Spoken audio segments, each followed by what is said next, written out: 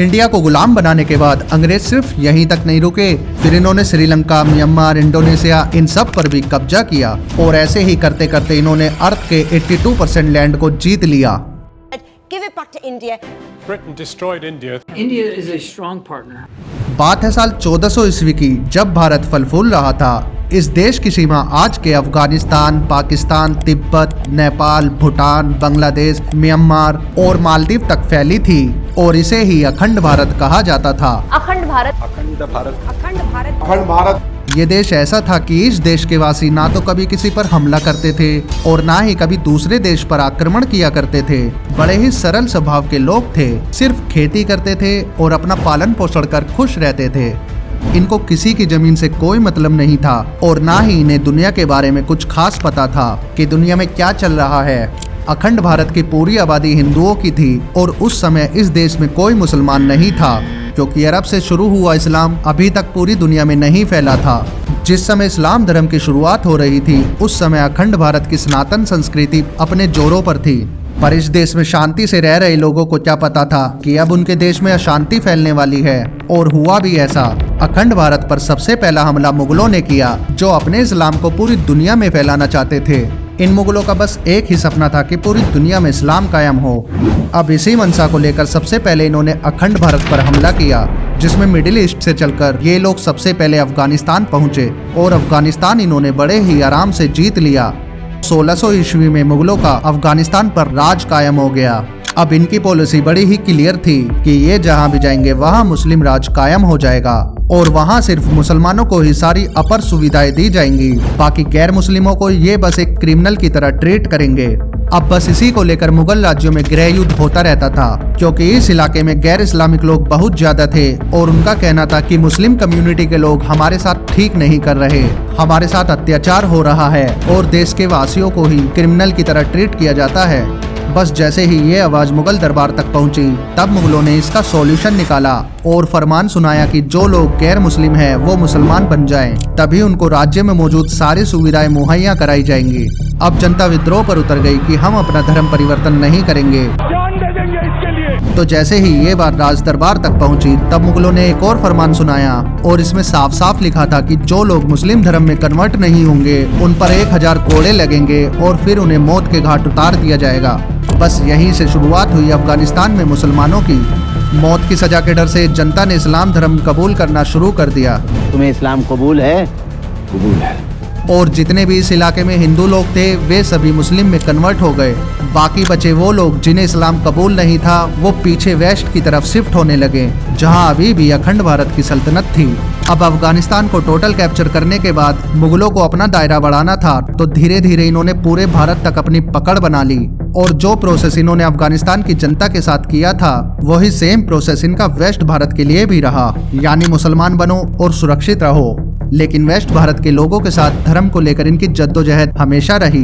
कुछ ने तो यहाँ चाबुक के डर से इस्लाम धर्म अपना लिया, लेकिन कुछ भारतीय ऐसे भी थे जो मरना कबूल करते थे लेकिन अपने धर्म को त्यागना नहीं। इसलिए आप मोस्टली इंडिया में देखोगे कि यहाँ पर मुस्लिम जाट, मुस्लिम त्यागी, मुस्लिम बनिए, ऐसी 36 कास्ट मुसलमानों में मिलेंगी जो पूरी दुनिया में और कहीं नहीं है। यहाँ तक कि अरब में भी ये सब नहीं है। ये सब वही लोग हैं जिन्होंने चाबुक और जुल्म के डर से इस्लाम धर्म अपना लिया था। इंडियन कॉन्टिनेंट पे जितने भी मुसलमान हैं, इन सभी के दादा परदादा पहले हिंदू थे। खैर, ये तो हो गई मुगल साम्राज्य की बात। अब बताते हैं आपको अंग्रेजों के बारे में। साल 1800 ईस्वी में जब इस छोटे से देश के वासियों को लगा था कि अब हमें इस देश से बाहर निकलकर पूरी दुनिया जीतनी है, तो बस ये चल दिए अपनी दुनिया जीतने के सफर पर। पहले इन्होंने अपने पड़ोसी देशों पर कब्जा किया और धीरे धीरे ये सभी देशों को जीतकर आगे बढ़ते रहे। अंग्रेज कब्जा करने में मुगलों के भी बाप थे, क्योंकि जहां एक तरफ पूरी दुनिया घोड़े तलवारों से युद्ध लड़ा करती थी, वहीं अंग्रेजों ने साइंस का निजात कर लिया था और उस समय इनके पास बंदूक, तोपे, आधुनिक भाले हुआ करते थे, जिससे कोई भी देश इनके आगे नहीं टिक पाता था। भगवान है। अब आप खुद ही सोचिए कि एक सेना के पास लड़ने के लिए तीर, भाले, घोड़े, हाथी है और दूसरी सेना के पास बंदूक और तोपे जैसे आधुनिक हथियार हैं, तो कौन जीतेगा? बस हवा निकल गई। अंग्रेज इन्हीं हथियारों की वजह से दुनिया के सभी तमाम देशों को हराते जा रहे थे। जो भी देश इनके सामने आता, ये उसे हरा देते और उस पर कब्जा कर लेते। लेकिन इनका गुलाम देशों को चलाने का तरीका मुगलों से काफी अलग था, जहां एक तरफ मुगल सिर्फ और सिर्फ इस्लाम पर फोकस करते थे और लोगों को मुसलमान बनाने में और मस्जिद बनाने में ज्यादा तवज्जो देते, वहीं अंग्रेज गुलाम देशों की धन दौलत को लूटकर अपने देश वापस ले जाते थे। अंग्रेज जिस भी देश को गुलाम बनाते वहां वो उस देश की जीडीपी को तहस नहस कर देते थे, साथ ही वहां अपने रूल्स और रेगुलेशन अप्लाई कर देते। अंग्रेजों का सीधा सा पॉइंट ये था कि जिस देश को जितना हो सके लूट लो, और उस देश में जब लूटने के लिए कुछ न बचे तो उस देश को उसके हाल पर छोड़ दो।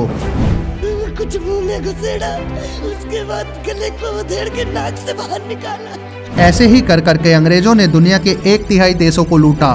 दुनिया में कुल 22 देश ही ऐसे थे जिन पर अंग्रेज कभी कब्जा नहीं कर पाए, या फिर ऐसा कह लीजिए कि इन देशों पर अंग्रेजों की नजर ही नहीं पड़ी।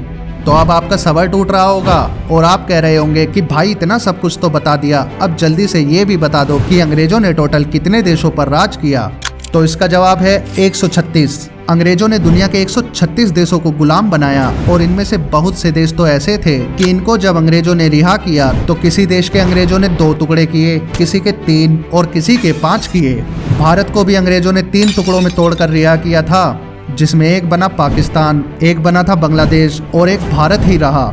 क्या आपको ये बात पता है कि आज़ादी से पहले 1947 तक पाकिस्तान और बांग्लादेश का कोई अस्तित्व ही नहीं था। दोनों ही देश 1947 से पहले भारत का हिस्सा हुआ करते थे। बात करें अंग्रेजों से पहले की तो मुगलों ने भारत के 8 टुकड़े किए थे, यानी मुगलों ने पहले 8 टुकड़ों में तोड़ा और फिर अंग्रेजों ने 3 टुकड़ों में तोड़ा। इसीलिए कहते हैं कि दुनिया में सबसे ज्यादा गुलामी अगर किसी देश ने झेली है तो वो है हमारा प्यारा भारत, जो इतना लुटने के बाद आज भी सीना ताने खड़ा है। इतना सब कुछ सहने के बाद भी भारत आज विश्व की 5वीं सबसे बड़ी इकोनॉमी वाला देश है। तो आप क्या सोचते हैं कि क्या फिर से हमारे प्यारे भारत को अब अखंड भारत बन जाना चाहिए? पर पहले उसके लिए पाकिस्तान, अफगानिस्तान, तिब्बत, नेपाल, भूटान, म्यांमार, श्रीलंका और मालदीव जैसे देशों को एक होना पड़ेगा, तभी तो हम फिर से एक बन पाएंगे। अब अगर हम जैसे तैसे अखंड भारत बना भी लेते हैं तो जानते हैं आप कि ये दुनिया का सबसे ताकतवर देश होगा, जिसमें 56% पॉपुलेशन हिंदुओं की होगी और 39% पॉपुलेशन मुस्लिम होगी। बाकी बची आबादी अन्य धर्मों के लोगों की होगी। तो कमेंट में जरूर बताएं कि इस वीडियो को आप कहां से देख रहे हैं और क्या आप चाहते हैं कि ये सभी देश एक बार फिर से एक हो जाए ताकि हम सब मिलकर रह सके।